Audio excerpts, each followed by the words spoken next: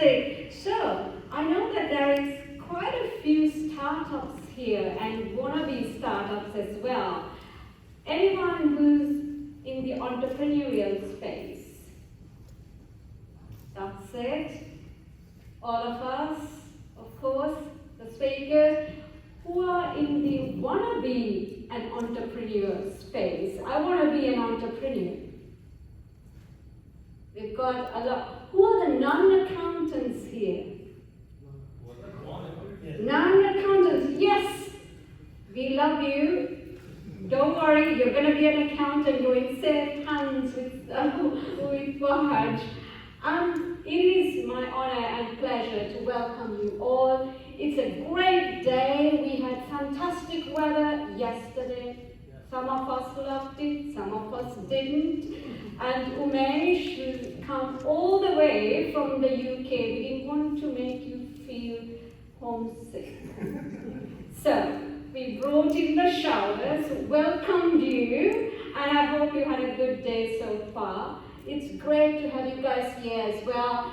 Seriously guys, it's a time where the accountants all of us can be entrepreneurs. This is the time. I can remember a time, and this will show my age, where we were doing reconciliations manually, right? Needed to really understand where these debits and credits emerged from, okay? And, well, a little bit about myself. My name is Anju Alwis. I'm the managing director of Ultimate Access. It is an education company. I've been in corporate for a number of decades and started my entrepreneurial journey. Never thought I would, but I did, and I love it. All of you should take a stab at it because all of you have the skills, and there's something else that all of you have, because everybody in your organization respects you. The reason is we are in this accounting profession. We are the only ones in the organization, whether they like it or not, who knows the organization back to front. We know everything that's happening within this organization. And now we've got this friend, a very close friend, which is technology, who has really given us the steroids to go there and become supermen and superwomen. So with that, I'm going to hand over to Oumesh to show us how can we be the superman and superwoman. Thank you very much, Anju.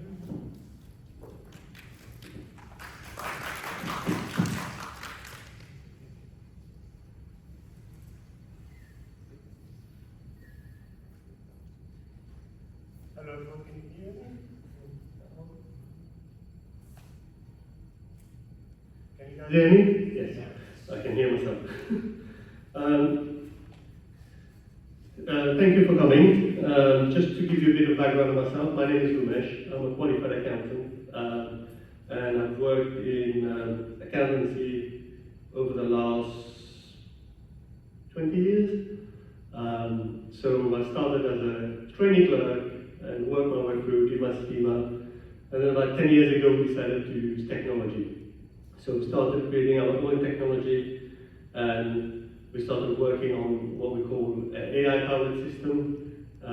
So we created our own system, and we started doing OCR, and now we are using our software. So we created our bookkeeping software. So Nubooks is a bookkeeping software that helps accountants to make sure that they don't waste time doing data entry and automate as much as possible through the system. So that's why we're here today. So today we'll give you an overview of the seminar that we're trying to do. So as you know, accountants have a lot of things happening nowadays with AI, technology, even the just basic things happening with the governments and imposition of taxes, etc. So today we're going to talk about a bit of, what's the future of accounting hold for accountants and how we can actually make sure that we are part of it and not we are left behind. So the evolving landscape of accounting is basically at a crossroad at the moment. So basically either you kind of get the technology right and move with it, or you're going to stay behind, because there's loads of regulatory changes. I know in Dubai they introduced VAT, and then there's corporation tax coming. So there's a lot of system things that's going to change, and whether the accounting software company will say, okay, we're going to bring that for you, or whether you're going to still have to do it manually, and that's the kind of thing that we're trying to show, how you can actually improve your system. The key trend in accounting at the moment, so the development is, most of the software is cloud-based. I know some people are still using spreadsheets. Some people think it's okay, I think, but I think the world is going cloud-based, so if you're going to be left behind, you're still going to be using spreadsheets. You won't be able to access the data where you want to be, and also spreadsheet is limited with the functionality as well. So the importance at the moment is very much on trying to get real-time information. So what we've developed with our system is, if you take a picture of an invoice, it will automatically extract the data, so the name of the supplier, the date, and the VAT, etc., and automatically post it for you. So as soon as your customer has uploaded an invoice, that is already entered, so you don't need the manual labor to do it. This means that you have real-time information for your clients, you're able to give them more information, you're able to give them more structure about the business and give them more ideas about what they can do. There's also, people are started thinking about green. So one of the things that we talked about green on Nubooks is you don't need to have a bag of receipts, or you don't need to have a photo of receipts. You can do everything digitally. Take a picture of the receipt or a PDF, you can upload it. So that makes it easy, and that's make it very sustainable as well. And then also there's the rise of the blockchain. I know a lot of people think of blockchain as Bitcoin, but it's not just Bitcoin. It's an old technology behind it that would actually make it easier for people to actually go through, and they don't actually have a problem to go through it. The simple task is, I'll give you an example of blockchain, is before you had to get an approval for a contract. You had to get someone to sign it. Now you can do a blockchain contract where the person opening the email automatically address a contract, click on it, and it's all been approved, and it will either print as a kind of a blockchain code on it. So this means that you cannot go back and say, oh yeah, this didn't happen, that didn't happen, or that. So and you have a traceable link as well. So there's an audit trail, and you know that. So that integration in accounting will be one of the biggest things that will happen in the future, because you will not be able to go back and delete the transaction, because everything will be kind of have a systematic thing, and the government will eventually catch up with it and say, oh, you've been changing things, and you've been having audit trails and everything else, and that will obviously be stopped. And then we go into the age of automation. So technology is here. Technology has always been here from the very beginning, where people was trying to figure out, how we're going to do a computer, or how we're going to do a calculator, or how we're going to add up. So the basis of technology has always been here. And I know people talk about automation, but automation as well has always been here, but at a very low level. So logistically, it's been a very low level automation happening. Even your phone has got automation going on. When you put in where you want to go, it will automatically tell you where you're going, and that's automation. But then automation is going to the next level. It goes into the accountancy industry, so whereby you take a picture of the receipt, extract the data, post it. That is automation, and this is part of AI. I think people kind of think automation and AI are two separate things. I think they are just software. I think at the end of the day, you just think of them as software, and the evolution will just get better with time, and you will just get more and more information. And with that, you can have lots of data analytics, so you can have all the data that you can actually go through and actually get the system to actually produce those data for you, and making sure that you don't have, you have real-time information for your customers. And with that, you also have the issue, because everything is cloud-based, you have the issue of cyber security, right? How do you keep your stuff secure? How do you make sure that you don't have any issue with people hacking into your system, or people doing various things? And how do you have restrictions so that only certain people can access the system? Because nowadays, if you have a spreadsheet, anyone who looks at the spreadsheet, you can put certain lock in it, but it's not really the way that you want to go. You want to go in a system where you can actually restrict people to do what they want to do in certain ways. And then we have the future of technology that's shaping accounting itself. In terms of accountants, about 20 years ago when I started working, cloud-based was a thing of What? Cloud-based? Why do you want to do cloud-based? Because my internet is poor, or because I don't have access to a good computer, etc. But now the system are very good. Most people's got broadband, 1 gigabyte. Most people's got a supercomputer in their hand, in the pocket, and now they get a supercomputer on their desktop as well. So they're easily for them to go cloud-based, and that's where the future of the accounting profession will have to go, because otherwise you'll have this issue of thinking, what do I do? Because your competitors will go, I'm going to adopt this system. And this is what happened with the like of Zero when it came into the market. And the like of Sage were like, no, who's going to do that? It's like there's a famous thing in England when Alan Sugar was talking about the iPod. It said, oh, that's not going to work. iPhone, that's not going to work. And now everyone's got an iPhone. So it just depends where you want to be, whether you want to be left behind or whether you want to be part of this technological change. There will be also the impact of changes in compliance as well.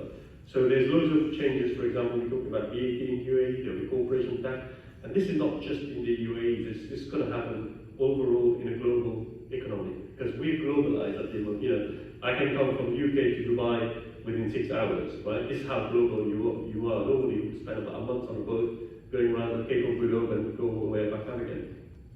So that's what would have to actually make sure that the compliance work would become standardized, because most places will start following up the benchmark and the best what's happening in the industry, and then they will say, we will follow that.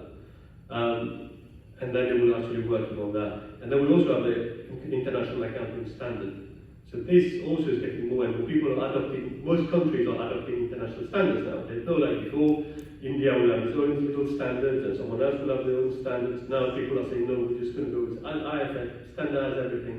It's also probably the Big Four was always trying to do that, the PCWs and everything else, because they wanted to have a systematic thing. But now with technology being the way they are, everyone will have to do it. You can't just say, oh yes, it's systematic because of the Big Four. The Big Four they're no longer the big player that they thought they were, because you can have the technology in your pocket, in your business, as much as they will.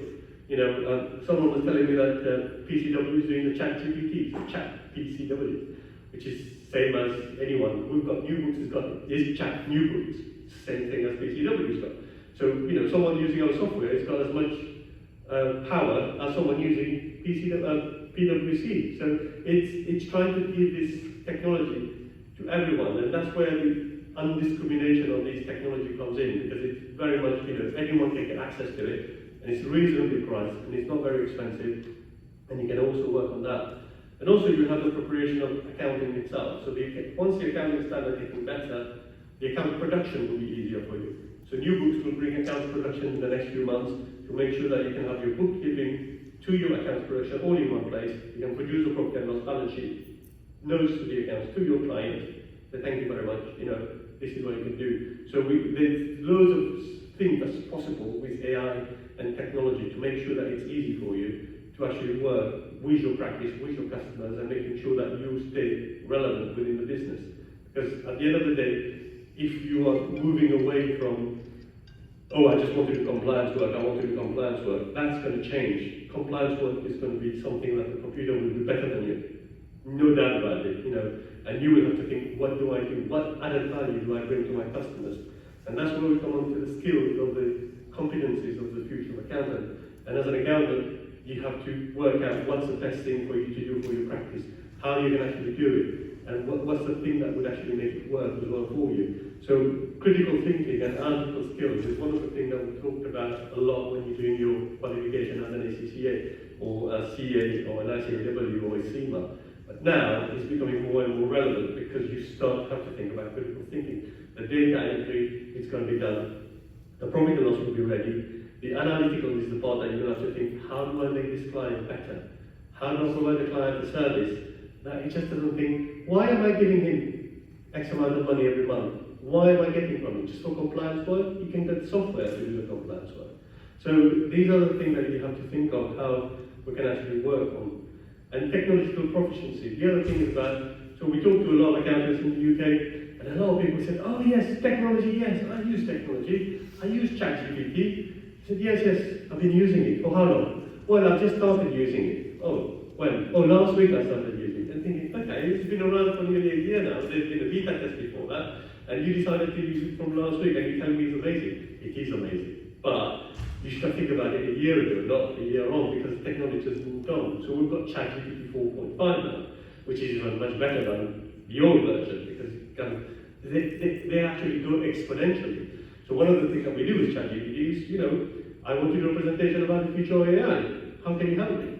You will tell me how you help. You provide me with the information. Now I use my critical thinking and put my competencies with me as a senior accountant, and I said, okay, what do I need to say to my audience? How do I get my audience to think about where we're going with technology and how the technology will be the future? And how you will be part of that future, not be left behind in any way, shape or form. And we also have this kind of fear, and I was talking to another accountant yesterday, and he was like, yes, AI, I said, yes, AI, this is a new thing. That's, one day you will be able to tell your software what to do, and the software will do it for you. So you will go in, log in, and say, I would like to reconcile the bank's reconciliation, do the bank reconciliation. You upload the bank statements, it will reconcile it for you. Obviously there will be some checks and balances you need to sort out, but it will do most of it, and then it will give you the report. The accountant said, what happened if the AI starts taking over? I'm thinking, it's not going to take over because that's not the job of the AI. The AI will not take over your accountancy practice because it's doing a reconciliation for you. It's helping you with your work. So I think the mindset of AI taking over is probably too much of a Terminator or Marvel Age of Ultron. People look at it that way, but it's not. This is technology that is very much at your fingertips for you to use. And that's where you're going to have to increase your competencies. For example, we have the ethical consideration and professional development. People will think more ethically now. Now that you have the data, you can actually think, okay, is this guy allowed to use his holiday as an expense in his books? Because before you wouldn't have time to go through it because you'd be busy trying to do the work. So you don't have time to think, is this receipt a good receipt or a bad receipt? But once the receipt is there, you might think, actually, I've got time to actually look at it, analyze it better, tell the client you cannot do this, you cannot do that, give him more information, and be more proactive rather than reactive to them calling you. You say, I've got this issue, can you sort it out for me? You could actually predict them, and that's where the accountancy software will go as well into predictive accounting, telling you what the issue, what the things happening with the client, what you might expect to be in the future. And that's why you have AI as well to do that. So ChatGPT is very much like a progressive software, so technology. And then the other thing you need to think of is, how do you become a very good advisor? Because not just as an accountant, you need to start thinking about businesses now, about their business, about their problem they might be having. How do you make yourself the person that would actually be able to communicate with those clients?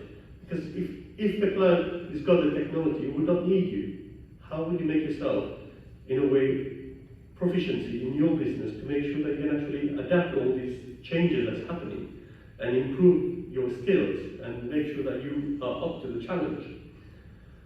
And we also have the importance of the continuous learning and development, which is what we talked about, the skills and competencies. You need to think about, okay, how do I get my learning and developments? And that's what Anju was mentioning about CPDs and everything else. People do a lot of that, and you need to start thinking about it in that way, because the regulation will ask you, have you done your 20-hour CPD for the year? If so, where are the data? So all that kind of information you will have to keep. You have to have a strategy for your firms. How your firm will be relevant in the future with all the customers having AI and the technology that they can have at their fingertips. Would you be able to actually say, all these systems here, and actually I can actually provide you with further information. And this is also not just kind of doing the work for you, but it's also give you another level for you to provide a better service to your customer. So you can have value-added services, which we talked a lot about when you do CIMA education or other accountants education, is how do you put value to value-added services. And that's where you can actually do that. And then eventually the professional bodies, I think, will catch up, and they will come up with systems that would actually help people, help their accountants to provide all this support for you guys. And then this conversion of technology between accountancy and AI and the future will actually bring you together with bodies like CIMA, ACCA, would actually try to focus on trying to say, okay, how do we help our members? Not just taking their subscription every month, but actually we said, look, we're going to provide you with certain CPD so that you can actually be relevant within your business. I think I haven't missed anything, but if you guys got any questions, we will have a quick question and answer, otherwise we will move on to the next part. Thanks, Oumesh, but don't go away, I have a question for you. Well, you started off your career as a practicing accountant, isn't it? Yes, I do. Yes, I did. Right? I did. What made you switch and saw the light side? Well, when I started as a practicing accountant, you used to get a bag of receipts. Even in England, you used to get a bag of receipts. I think people think, oh, this is only like you get it in different countries. But no, in England, you get a bag of receipts and you have to work through it and go through the paperwork and thinking. And I thought there must be a better way. So when I started my own practice, and I thought, no, there must be a better way. So we started with a simple app that was helping customers take pictures of their receipts. And then once we got the pictures, we thought, okay, what we're going to do with it? So we developed our own OCR, so optical character recognition. So read all this stuff, Tesseract and all the different technologies. And then once we've got that, we think, oh, so we've got the data, why don't we use a bookkeeping software? So that's why we started developing the bookkeeping software to actually put it all together. And then with the bookkeeping software, we put VAT, we put profit and loss, balance sheet, trial balance, bank reconciliation, open banking, went on and on and on. So that's where we thought we should do, because I thought there must be a better way. Definitely. I'm sure all of us, like Jack Ma says, if you're looking for a business opportunity, look for the problems, right? And I think we can find loads and loads of problems in our lives and also with our clients or even our own companies, right? So I was speaking to one of you guys, and you are in the logistics firm, and I saw a fantastic opportunity, right? Why won't you tell your problem and let's see whether Nubooks has a solution. In fact, we are into logistics industry. So mainly like whatever our accounting is based on container tracking and all. So wherever the container travels, there is a revenue and cost involved. So how do we manage this kind of an accounting? Because there is tariff involved. Like when it comes to a transshipment port, there will be a transshipment tariff involved. So how the container like as an operational thing, and how do we integrate that into? Yes, so now you probably have to have what we call an inventory system, which we're working on at the moment. And part of the inventory system that we're doing, every accountant we talk to, they said, oh, we want an inventory system, we want an inventory system. And it's like, yes, but if you don't put the data in, you won't be able to get the good data out. So what we're doing is we're doing an inventory system where you can actually scan, the barcode of the product, and the information will be available, and you can actually put your costing. So you could do the same, on a box scale, and you could do the same on a container scale, right? Because the principle will be the same. So this is the kind of thing that we're trying to develop for the future to make sure that these are readily available for people using their phone. They don't have to buy an expensive machine. Use the scanner on their phone. Those cameras are really good. Take a picture. That will get all the information that you need and feed it through, so you don't have to do it manually. So this will save you a lot of time in terms of logistics. Thank you. Any questions, please, for Oumesh? Any problems that you want to offload? Thank you, Oumesh. I'm sure the others will have more questions. With that, I want to invite Abid, who has an eternal love affair, I must say, with technology, and the technology is continuously changing, so Abid has to change as well, rapidly. And I've known Abid for some time, a chartered accountant, been with Emirates far too long, and fortunately got out in time to start his own entrepreneurial journey. Over to you, Abid. Thank you, Anju, and nice to see all of you. Perhaps I should take a picture of you guys. Can you give me a smile, please? Wonderful. So I'm going to be talking about the accountant in the age of automation. So I have mustered a lot of courage to speak about my 30+ years of love affair with information technology. I first met this rather shy and simple beauty way back in 1990 at work.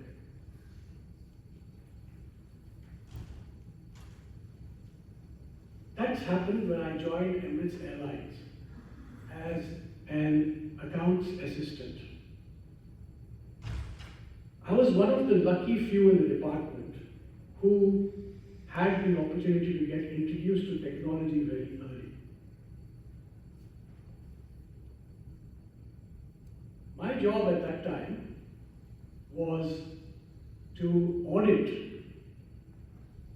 ticket information, both financial and non-financial, which was manually updated by another team sitting in the IT department. I painstakingly went through every field of the ticket to ensure that the information was accurately updated in the mainframe system.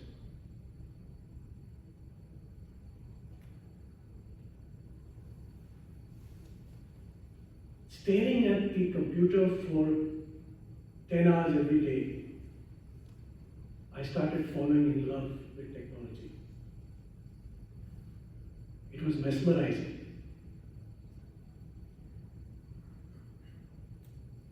About a year later, with a little makeup and a little more a wardrobe change, I had the opportunity to work on a standalone computer. I had to work on this computer with my manager, and both of us produced highly confidential root profitability reports for senior management to make decisions. This is when my familiarity with technology grew even more. A couple of years later, I was overjoyed when I received my own personal computer. And imagine the state of my excitement when I was told that I did not have to share it with anyone. It was like a marriage. And I learned a new language called MS Access to communicate better with technology. And we produced our first offering called Automated Bank Reconciliation.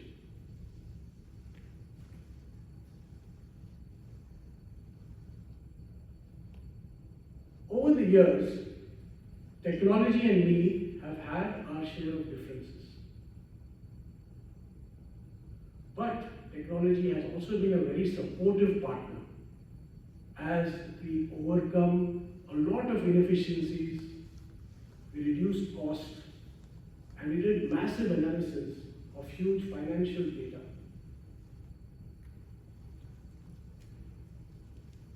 From a dumb terminal to a standalone computer, to a personal computer, then to a laptop, and then directly in my pocket. Technology has evolved extensively. And it continues to evolve. And what we don't realize is the speed at which technology has evolved, especially in the last decade or so. So let me maybe ask a question to all of you. When the internet was introduced, way back in 1991, how long do you think it took to reach 100 million users? Anybody?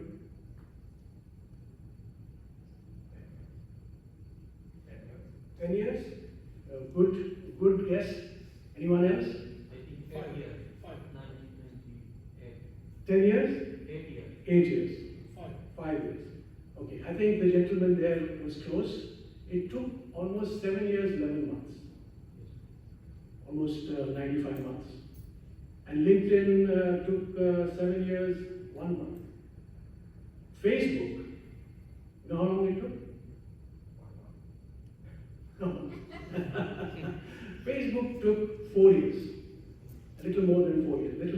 5 years, you can say. But what is really amazing is to see that ChatGPT was released on November 2022 and it reached 100 million users in 2 months. Wow. That is the speed at which technology is evolving.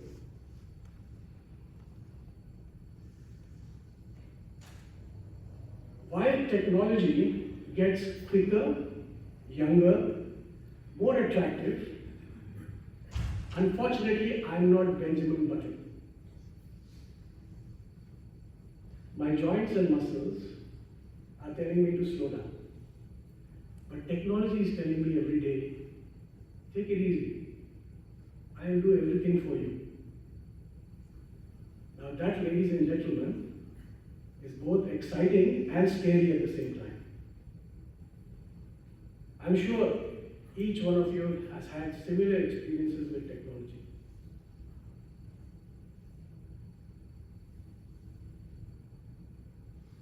This love affair is going to become more passionate as we look at the future.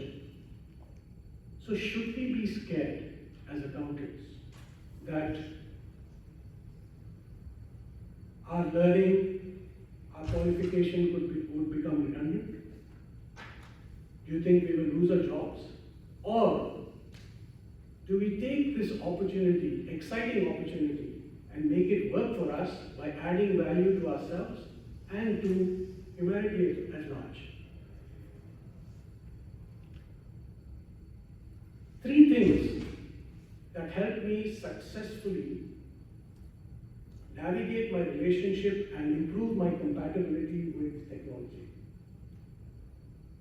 This is what I want to share with you. First one, adaptability.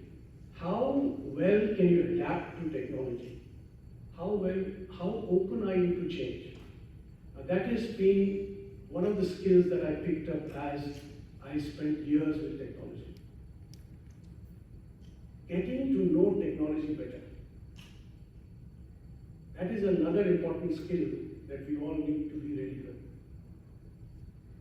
And finally, partnering with technology to add value to both yourself and to your organization or to your company that you are working for. This strategy is true universally and will also hold good as AI technology becomes a major part of our professional and personal life. So now from an accountant's point of view, I think Oumesh covered the important trends that as accountants we may need to think about. So these are my views, and number 1 is tech fluency. So what is tech fluency?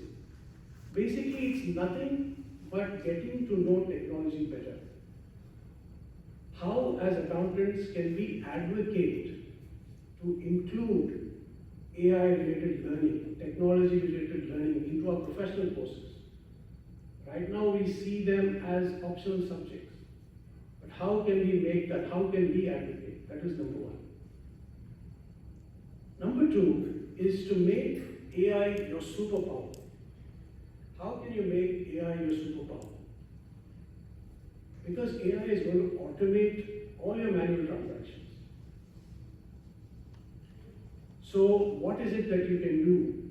So I can think of a situation where I can improve my work-life balance. I don't have to sit long hours now. Why? Because AI can help me do so many things. And also, entrepreneurial mindset. This is what Anju started off with. A lot of us are thinking of becoming entrepreneurs. Use technology to boost yourself towards entrepreneurship. Cybersecurity, risks and controls. I think this is another important topic because the speed at which technology is evolving, the speed at which it can process information, we have to design controls. We have to understand new risks. I'm sure you all must have read recently about this person in Hong Kong who ended up transferring $25 million to an account because the CFO, the CEO, and a board member called him for a meeting and told him he has to do this. And after he transferred the $25 million, he came to realize that all of those people who were in the meeting were actually AI figures.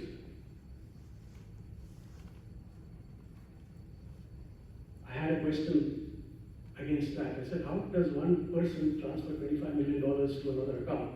Obviously, there's a bigger issue in terms of controls. But these are the kind of issues that we need to be worried about.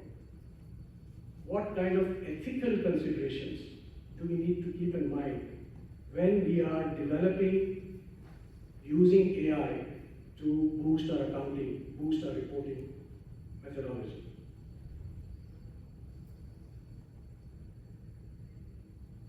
Then coming to advisory. Now, advisory is a very important area which will require attention. So as more and more, transactions and manual work gets automated, what does the accountant do? Now, Anju said that accountants have a view of the entire organization, but they have it from a finance perspective. Now, accountants will have to get out of the silos of accounting and move into other areas. They can be very important value addition to the organization in terms of maximizing profits and also minimizing risk. So this is an area which needs to be taken care of. And that's one of the reasons why I built the software B-Science, which looks beyond finance. It's not just focused on finance. So we can talk about that later. And finally, environmental responsibility. I think this is a very important topic which is doing the rounds in terms of, let's say, carbon accounting, in terms of green investments, in terms of corporate social responsibility. These are areas which are new and very important for accountants to keep this in mind. In conclusion, I have absolutely no regrets that technology came into my life. I'm sure most of you feel the same.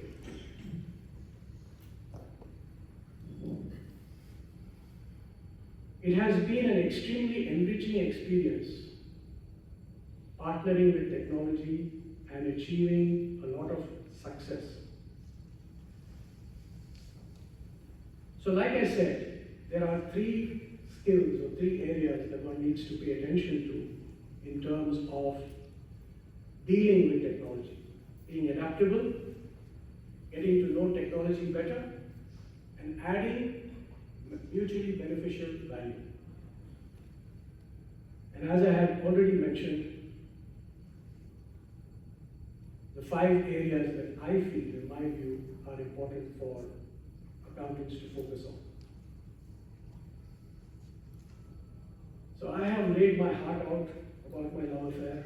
I hope that was useful, enjoyable, and if you have any questions, I'm more than happy to answer. Thank you. Thank you, Alwis. I think there is a lot to learn from what you said and the passion with what you said, right? I think that the passion is really important in what we do in life for us to be successful in anything, right?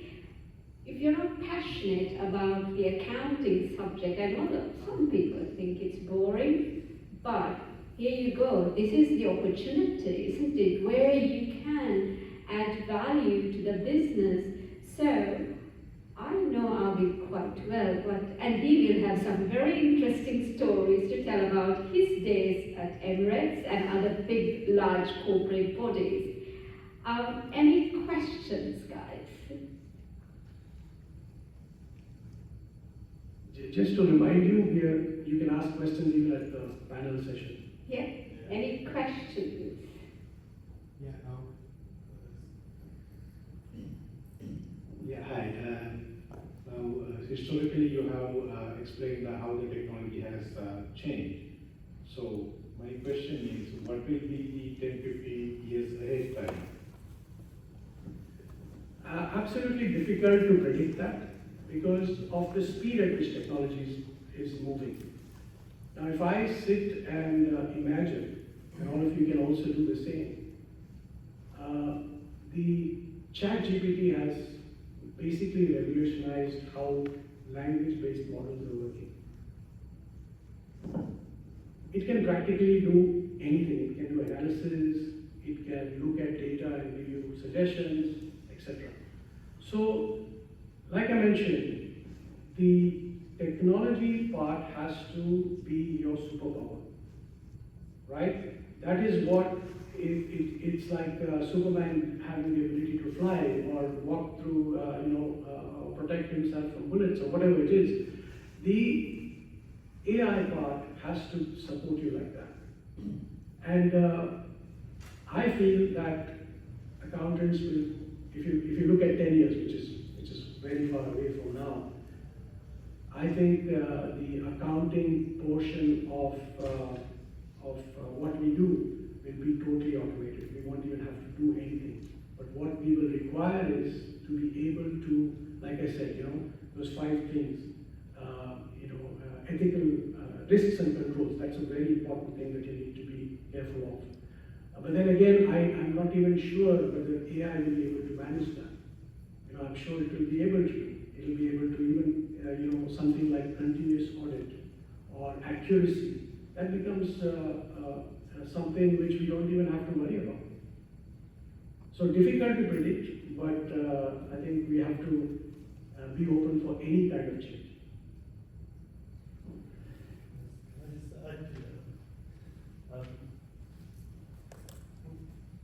I think the one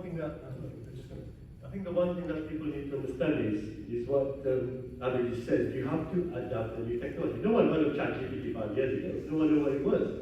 But now everyone knows what it is. But you can think, I'm not going to adapt to it because I'm scared or whatever. And that's the point is you have to be adaptable to those technology so that no matter what will come in the next 5 years, because we don't know, the technology is moving so fast. But the one thing in accounting software-wise, what we are doing is we're making sure that your work is becoming as minimum as possible. So you have to make yourself relevant in that sense of becoming more, using the AI superpower to make yourself more relevant. And that's the point. But in terms of technology, whatever will come out, you will have to adapt and use it. Otherwise, you will be left behind. Hi everyone. Thank you so much. Thank you for having me here. And thank you for the wonderful presentation and all the details. I would like to ask about the technology acceptance. We always talk about the technology acceptance, and what I think and what I have studied. The most advanced technological acceptance model is Unified Theory of Acceptance and Use of Technology Model 3, where we most of the time talk about acceptance of technology and future of technology.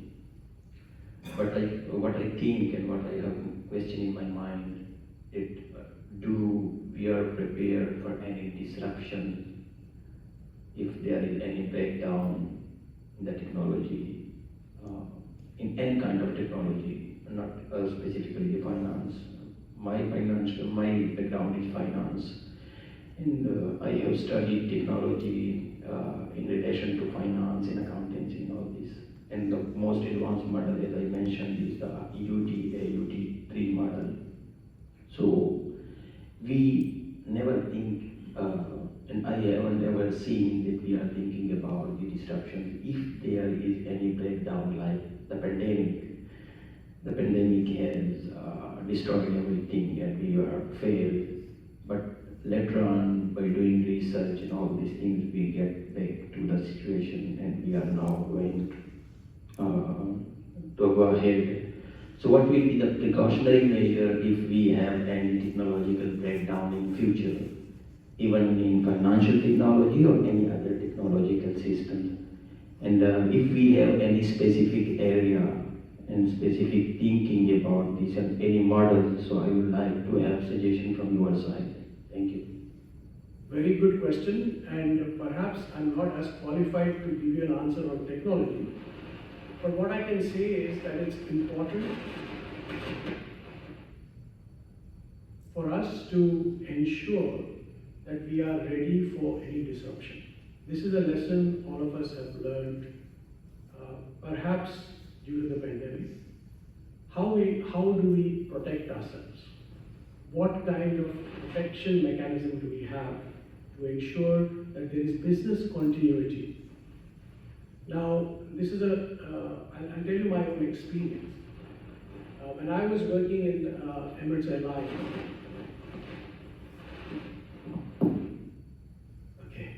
when I was working in Emirates Airlines, I was heading the revenue accounting division. And as you know, ticketing, etc., has to be a 24/7 operation. It has to work. So we had a separate unit which was only looking at disruption. What happens if our systems go down? What kind of backup do we have? And we used to test this on a regular basis because we were doing business outsourcing, process outsourcing for other airlines. And the other airlines always asked us this question: what happens if your servers fail? How are you going to assure us that accounting will continue? So we had to be certified. So we followed a process to make sure that we had enough backup servers in different parts of the world. It was not only here. An earthquake could destroy one region and your servers could collapse, but you need to have a backup somewhere else. So this kind of importance was given to business continuity. So I think the bigger companies are doing this. So that's why when we built our software, Vital Signs, we also included business continuity as one of the vital signs, innovation and business continuity. And we found that many of these small businesses or medium enterprises who were trying to use our product, it started striking them, oh, we're not prepared for this. They didn't have data, they didn't know how to do it. So I think you have raised a very valid question, because the more we start depending on technology, the more technology can hold us to ransom if something fails. So we have to make sure that there is enough backup. So that's probably my very generic answer, but I hope it raises some thoughts in our minds. I would like to. You want to use this? Yes.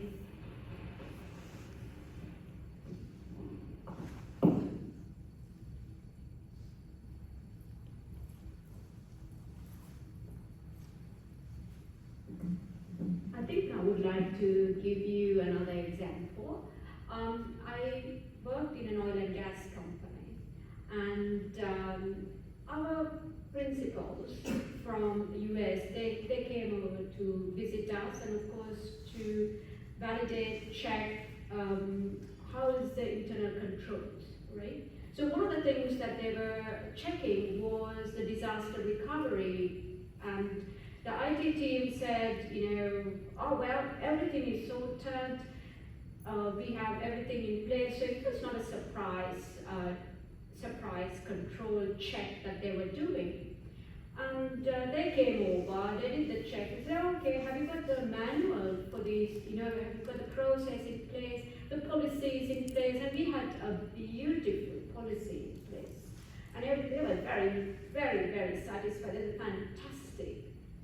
Then they said, let's do a failover. Let's test it. And it failed miserably, right? So this is where I think it's really important to find, really use our internal control, put the internal control hats on, use our capabilities, and then test it as well, and have that professional skepticism all the time. That's important. Another very important aspect I want to emphasize, Abid mentioned about cyber security. this is something that happened. It's public knowledge, and that's why I'm mentioning. I know the person who was involved very well. He's a SEMA as well as a CP Australia member. He was the CFO of the cricket board in Sri Lanka. And of course, there was a big fraud that happened. It was cyber attack. It was a big fraud, and it was with India, by the way.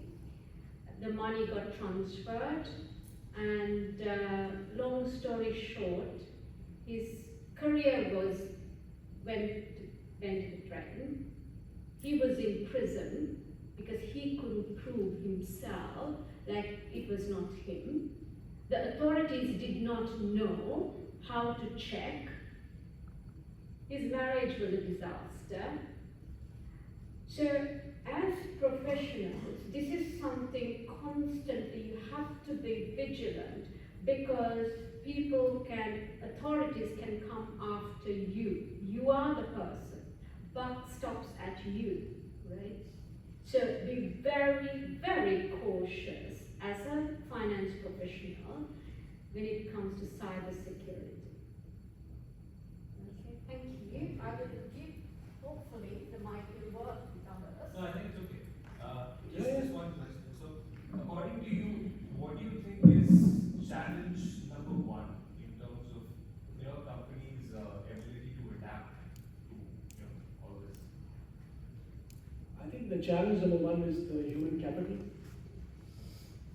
because you may have the best technology, you may have a lot of great things that you want to do, but if your culture, the company culture is not, I'm talking from a company perspective, it becomes difficult if the people don't fall in line. And you can't force them to fall in line. You've got to perhaps give them the picture, the bigger picture, to get them to see why, if they adapt to technology, that things are going to change. And tendency is, like I said, those three thoughts: what will happen to me? My job is going to go. I have so many debts. So this is what is the resistance to change. And I think as we have no choice, we've got to change. If we don't change, we're going to be left behind. So to answer your question, yes, the human capital is perhaps the biggest challenge. The change management is really, really important. So as leaders, I think the leaders set the culture of a company. So it's really important. Why are you doing that? As a leader, you need to sell your idea. Just because I say so doesn't work. It is selling that idea, how you can do something. Again, I can give an example. There was this British Council, they wanted us to do a consulting assignment. And the thing was, they said, procurement, marketing, hates finance. And they hate to follow processes. Anju, can you do something, right, to convince these guys? Do a training session. I said, right, okay. So we did a 2 to 3 day training session, but it's all about through a role playing. We did the training session. And at the end of it, guys, it was hilarious. They are telling the procurement guys, the marketing guys, they're saying how important budgeting is. We should have this training for the others as well. So as long as you're able to convince the other party why it's important, then it's easy. But as Abid quite correctly says, all of us, we are scared to do something new, isn't it? All of us. It's very natural. And how do you convince? Yeah, I think someone else has a question. One aspect that we have not spoken about is cost. Already, especially if you talk about the region where it came in, along with it, the cost of compliance, now the cost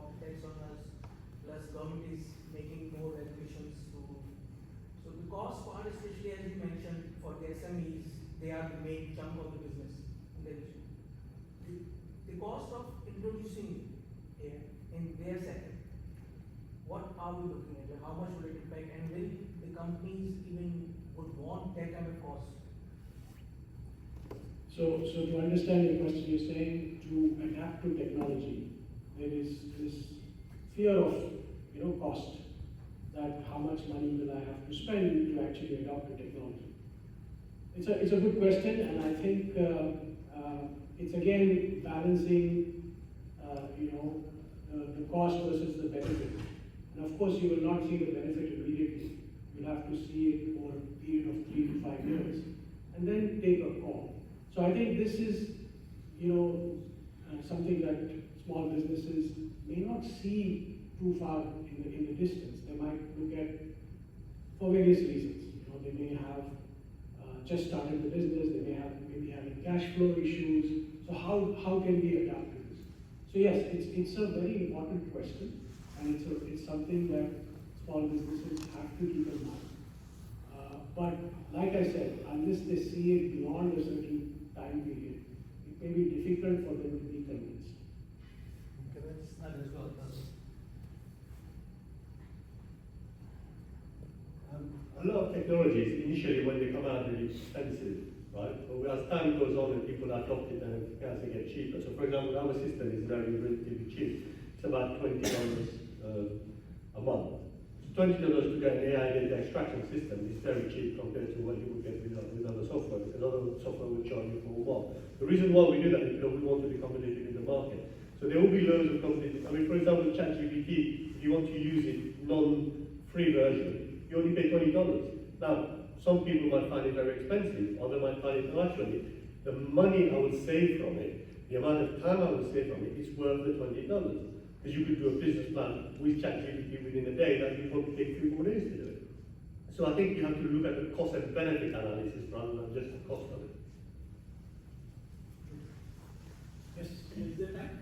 Yeah. So, great presentation, Abid. I'm having known you for more than probably 30 years. I think Part of the love affair. what you have said and put into the presentation is possibly a fraction of what you have to offer to the industry. Well, we are in such an age and at crossroads where, I've been in the IT industry, Asad is my name, for the same period what Abid has been in the accounting industry. So at this crossroads, the junctions are so dynamic.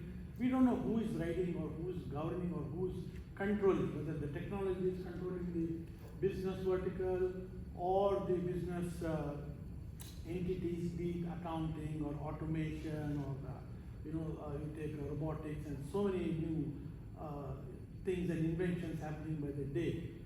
So the question is that for aspiring chartered accountants or younger gen chartered accountants already in the business, in accounting business, what should be their skill sets?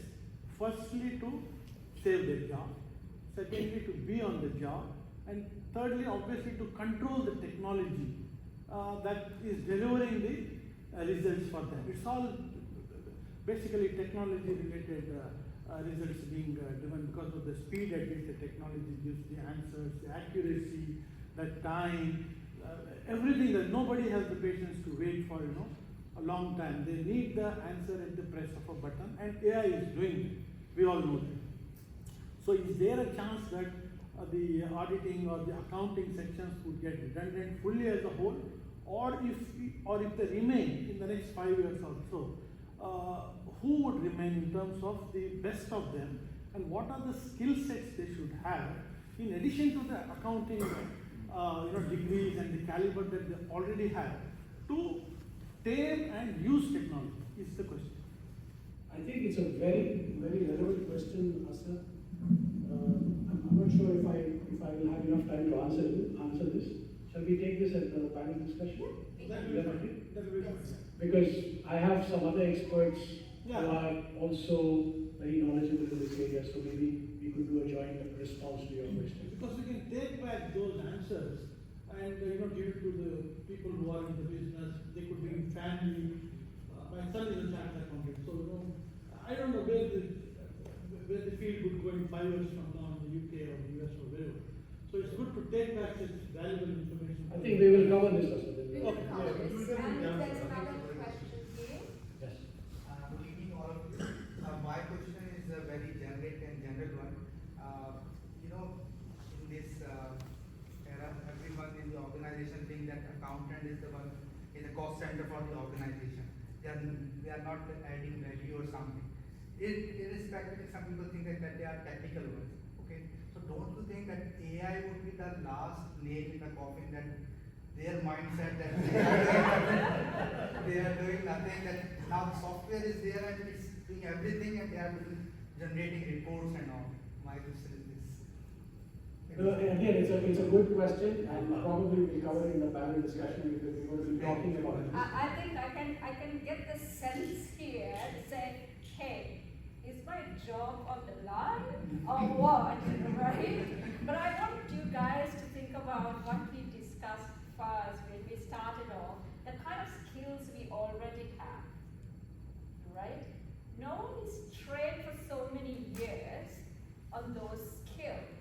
So what are the other things that we're going to do with these skills, right? I think Oumesh mentioned some areas like critical thinking. What exactly is critical thinking? And I think we will discuss in the panel session.